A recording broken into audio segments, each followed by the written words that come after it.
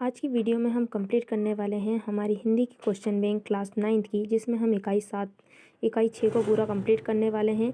इकाई 6 जो है वो अपठित गद्यांश एवं अपठित पद्यांश है। इस इकाई में इसमें से टोटल हमारे 4 अंक का एक क्वेश्चन आने वाला है, जो कि अथवा में आ सकता है। अपठित गद्यांश देखेंगे हम सर्वप्रथम। तो अपठित गद्यांश जो है हमारा पहला दिया हुआ है कि निम्नलिखित गद्यांशों को पढ़कर नीचे लिखे प्रश्नों के उत्तर लिखिए। अंग्रेजी में एक कहावत है कि सत्य के बाद स्वच्छता का स्थान है, अर्थात स्वच्छता जीवन की मूल आवश्यकताओं में शामिल है। मनुष्य मात्र में स्वच्छता का विचार उत्पन्न करने के लिए शिक्षा का प्रचार करना अनिवार्य है। इसलिए शिक्षित व्यक्ति स्वयं ही स्वच्छता की ओर प्रवृत्त हो जाता है। बाह्य स्वच्छता का प्रभाव हमारी आंतरिक स्वच्छता पर भी पड़ता है। वही आंतरिक स्वच्छता सदाचार, नैतिक मूल्य, सद्विचार एवं अच्छी संगति से प्राप्त होती है। तो पहला दिया हुआ है उपयुक्त गद्यांश का शीर्षक क्या है, तो इसका शीर्षक है स्वच्छता। अगला है हमारी आंतरिक सुरक्षा का आधार क्या है, तो हमारी आंतरिक स्वच्छता का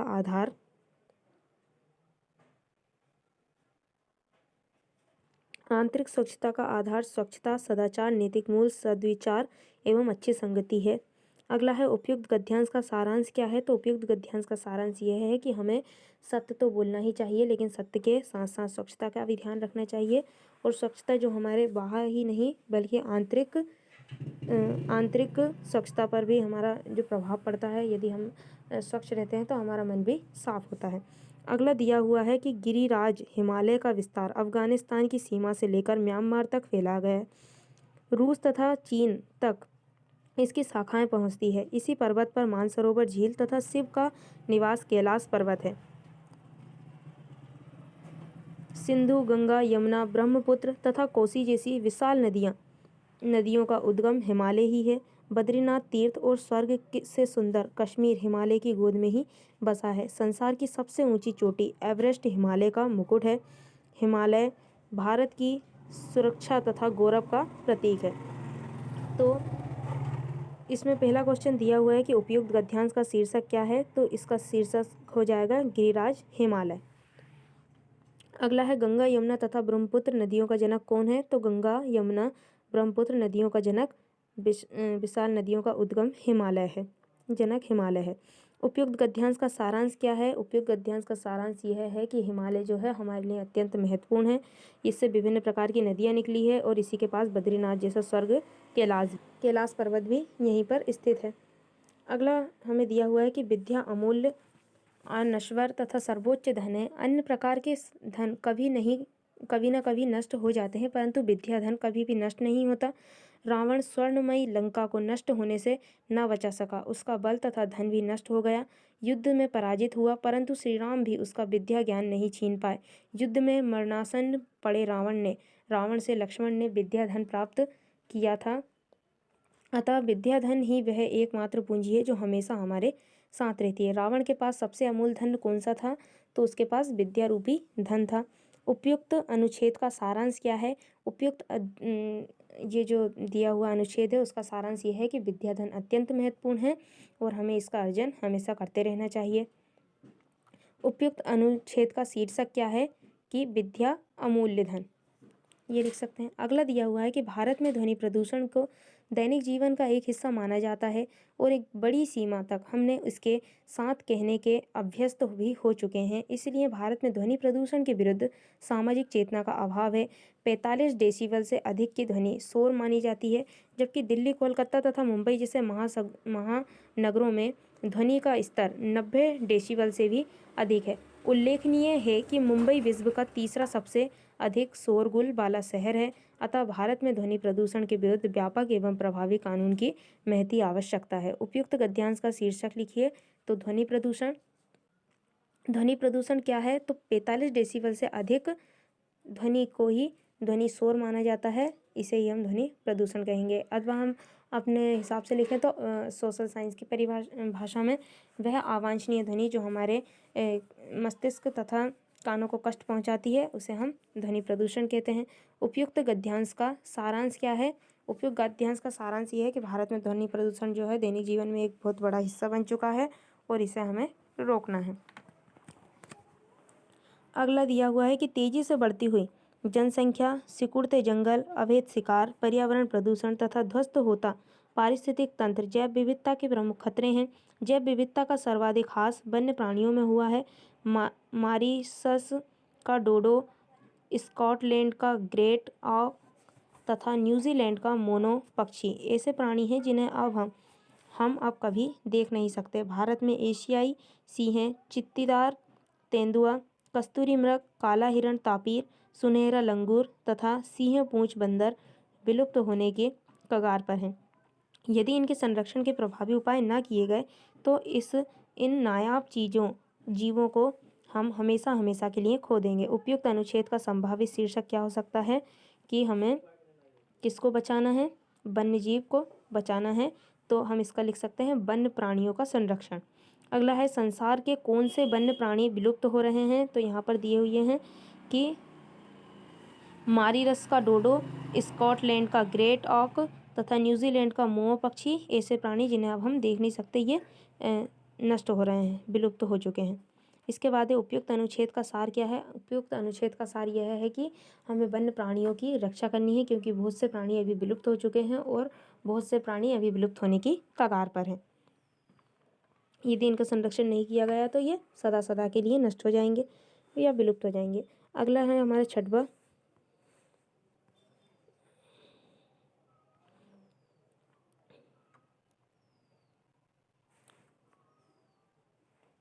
तेजी से बढ़ती हुई जनसंख्या। ये हो गया हमारा, यहाँ पे मिसप्रिंट कितना है, सातवां, ये छठवां यहाँ पे दिया हुआ है जिसके सामने क्वेश्चन लगा ही नहीं।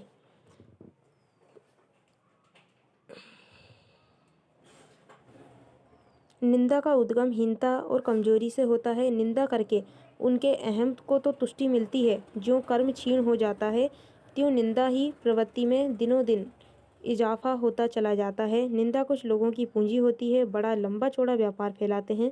वे इस पूंजी का कई लोगों की प्रतिष्ठा ही दूसरों की कलंक कथाओं के परायण पर आधारित होती है। उपयुक्त गद्यांश का शीर्षक क्या है? निंदा। लोग दूसरों की निंदा क्यों करते हैं? क्योंकि वे स्वयं हीन, क्षीण और कमजोर होते हैं। उपयुक्त गद्यांश का सारांश क्या है कि जो कमजोर लोग होते हैं, जो क्षीण होते हैं, जो हीन होते हैं, वही क्या करते हैं? दूसरों की निंदा करते हैं और उनका जो अहम है उसको तुष्टि मिलती है ये सब करने से। हमारे जीवन की शैली में कंप्यूटर और इंटरनेट का दखल इस कदर बढ़ता जा रहा है कि संभव है कि आने वाले समय में इंसान कंप्यूटर और कंप्यूटर इंसान बन जाएगा। कंप्यूटर विशेषज्ञ और लेखक कबीर कुर्जवील ने भविष्यवाणी की है कि सन 2029 तक कंप्यूटर और इंसान में तमीज़ कर पाना मुश्किल हो जाएगा और सदी के अंत तक तो वे सर्वदा एक रूप हो जाएंगे। उपयुक्त गद्यांश का उचित शीर्षक क्या है? कंप्यूटर की दुनिया।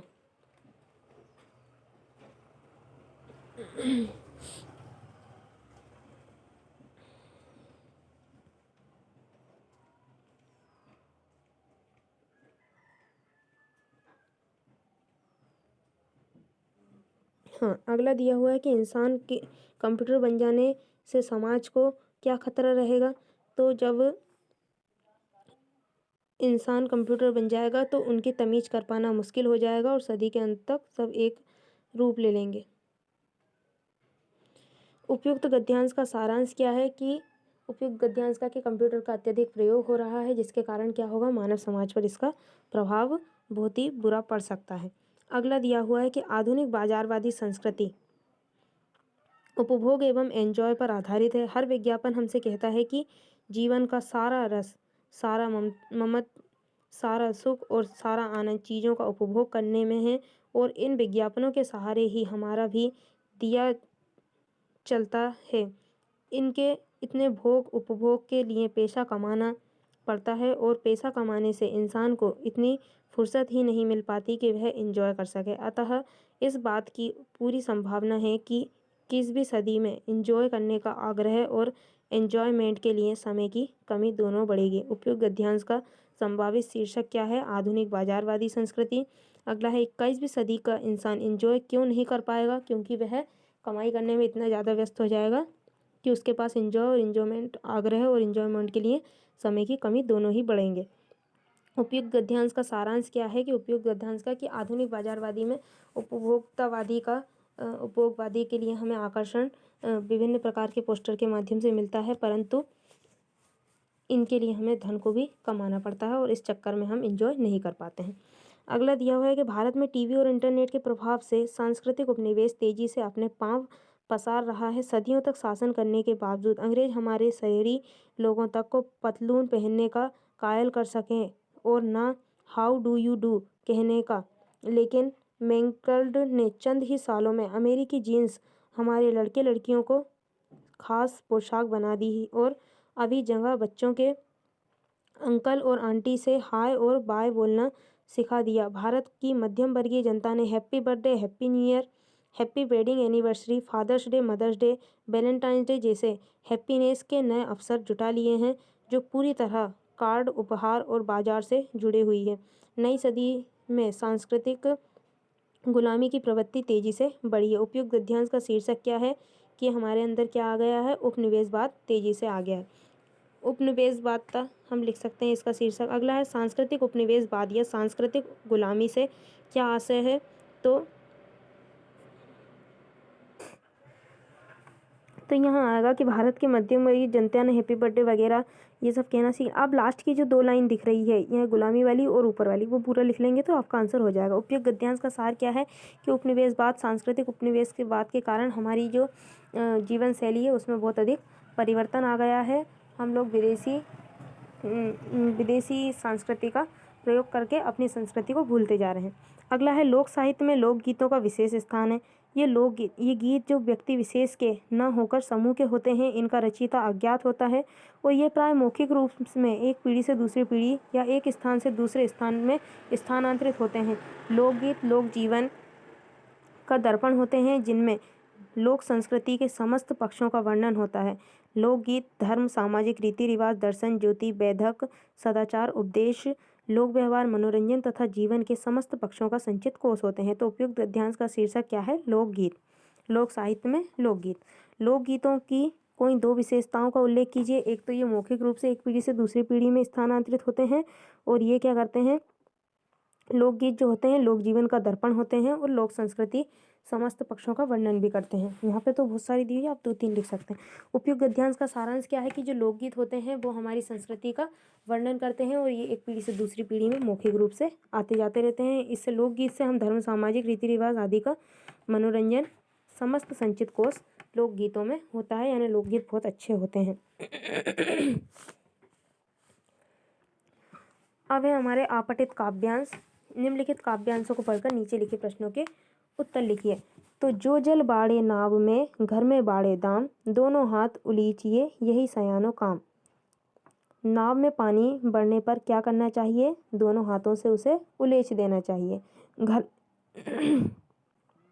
घर में संपत्ति बढ़ने पर क्या करना बुद्धिमानी है? यदि घर में संपत्ति बढ़ रही है तो क्या करना चाहिए? उसको हमें खर्च भी करते चलना चाहिए।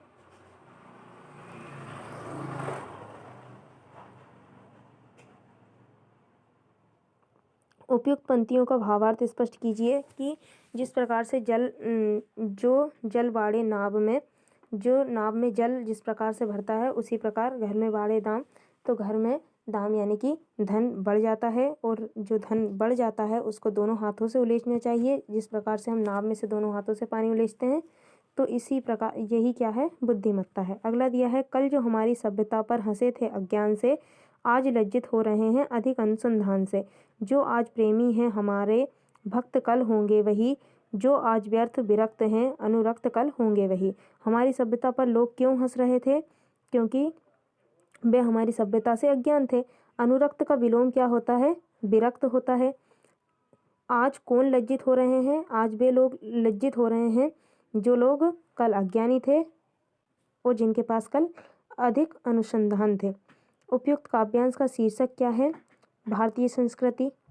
अगला दिया है हम अनिकेतन, हम अनिकेतन, हमते रमते राम हमारा, क्या घर क्या कर क्या दर कैसा वेतन। अब तक इतनी यूं ही काटी, अब क्या सीखे नव परिपाटी। कौन बनाए आज घरौंदा, हाथों चुन चुन कंकड़ माटी। हाथ ठाठ फ़कीराना है, अपनाए बघावर सोहे अपने तन।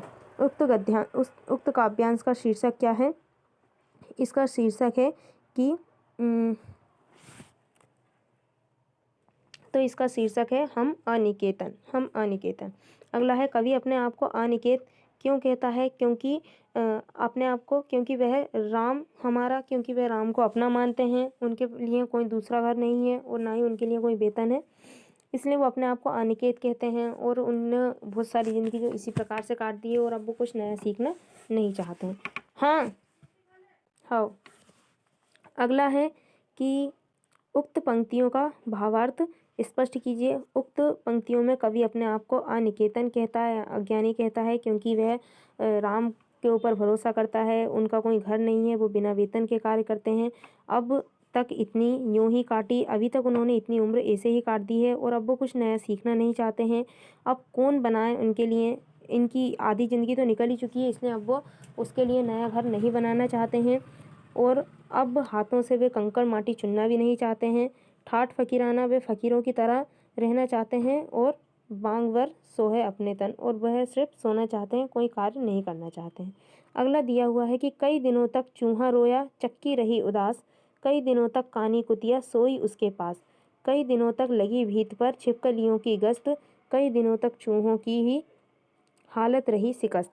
कई दिनों से चक्की उदास क्यों थी? क्योंकि घर में दाना नहीं था, इसलिए चक्की उदास थी। उक्त पंक्तियाँ कौन सी प्राकृतिक आपदा की ओर इशारा कर रही हैं? तो यह जो भूखमरी की आपदा आई थी उसके तरफ इशारा कर रही है। उक्त पंक्तियों का भावार्थ स्पष्ट कीजिए। तो कई दिनों तक चूल्हा रोया, चक्की रही उदास। कई दिनों तक जो चूल्हा था वो रोया, अर्थात वो जलाया नहीं गया, और चक्की यानी कि उसमें आटा पीसा नहीं गया, इसलिए वह भी उदास थी। कई दिनों तक कानी कुतिया सोई उसके पास। जो चूल्हे है उसके पास कानी कुतिया यानी कि जो अंधी कुतिया थी वो सोई रही, उसको खाने के लिए भी कुछ नहीं मिला क्योंकि भूखमरी का टाइम था इस समय। कई दिनों तक लगी भीत पर छिपकलियों की गश्त, यानी कि जो दीवार थी उस पर छिपकलियाँ वैसे ही सोई रही, उनको भी कुछ खाने के लिए नहीं मिला।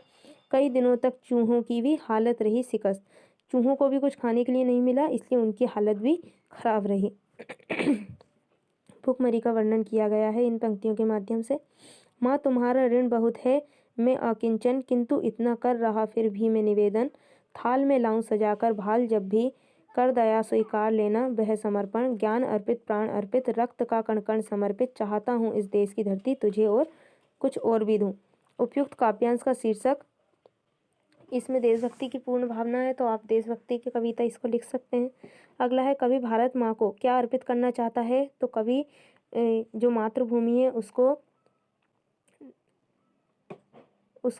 वो प्राण अर्पित करना चाहता है, रक्त अर्पित करना चाहता है और रक्त का कण कण समर्पित करना चाहता है और भी अधिक उसे अर्पित करना चाहता है। देश की धरती का हम पर क्या ऋण है? तो देश की धरती पर हमारे ऊपर बहुत सारा ऋण है, किंतु हम उसको उतार नहीं सकते। अगला, गगन गगन तेरा यश फहराए, पवन पवन तेरा बल गहराए, क्षिति जल भर नभ पर डाले हिंडोले, चरण चरण संचरण सुनहरा, और ऋषियों के बेस प्यारे भारत देश। उपयुक्त गद्यांश का शीर्षक है प्यारा भारत देश। आप अपने देश को प्यार क्यों करते हैं? हम अपने देश को प्यार क्यों करते हैं? क्योंकि ये हमें अच्छा लगता है, ये हमारी जन्मभूमि है और जन्मभूमि जननी जन्मभूमिश्च स्वर्गदापि गरीष्यसि, यानी कि जन्मभूमि जो होती है वो स्वर्ग से भी अधिक अच्छी होती है। अगला है, उक्त काव्यांश का भावार्थ क्या है? गगन तेरा यश फहराए, यानी कि जो गगन है वो किसका यश फहरा रहा है? भारत का। पवन पवन तेरा बल गाए, यानी कि जो इसका शोर और बल है वो यहाँ की हवाएं गाती है। क्षिति जल नभ पर डाले हिंडोल, यहाँ पर जो जल है वो क्षितिज पर क्या करता है? हिंडोले डालता है। चरण चरण संचरण सुनेरा, और यहाँ पर जहाँ जहाँ कदम रखते हैं वे क्या है? सुनेरा है, यहाँ की भूमि एकदम सुनहरी सोने जैसी है। और ऋषियों के बेस, यहाँ पर ऋषि निवास करते हैं तो ये ऋषियों का बेस कहा गया है। और प्यारा भारत देश, यानी कि अत्यधिक प्यारा है ये देश। अगला दिया हुआ है कि जी पहले कुछ दिन शर्म लगी मुझको, पर पीछे पीछे अकल जगी मुझको, जी लोग ने तो बेच दिया ईमान, जी आप न हो सुनकर ज़्यादा हैरान, मैं सोच समझकर आखिर अपने गीत बेचता हूँ, जी हाँ हुजूर मैं गीत बेचता हूँ। उपयुक्त काव्यांश का शीर्षक क्या है? गीत बेचता हूँ। कवि को गीत बेचने में शर्म क्यों लगती थी? क्योंकि वो थोड़े कम अक्ल थे, इसलिए उनको थोड़ी सी शर्म लगती थी। उपयुक्त काव्यांश का भावार्थ क्या है कि जी हाँ, मैं भावार्थ यह है कि कवि जो है वो गीतकार हैं और वह गीतों को लिख लिख कर बेचते हैं और इससे उनका घर खर्चा चलता है। तो इस प्रकार से हमने इकाई 6 के सभी क्वेश्चन को सोल्व किया है। इनमें से एक अवश्य ही आएगा।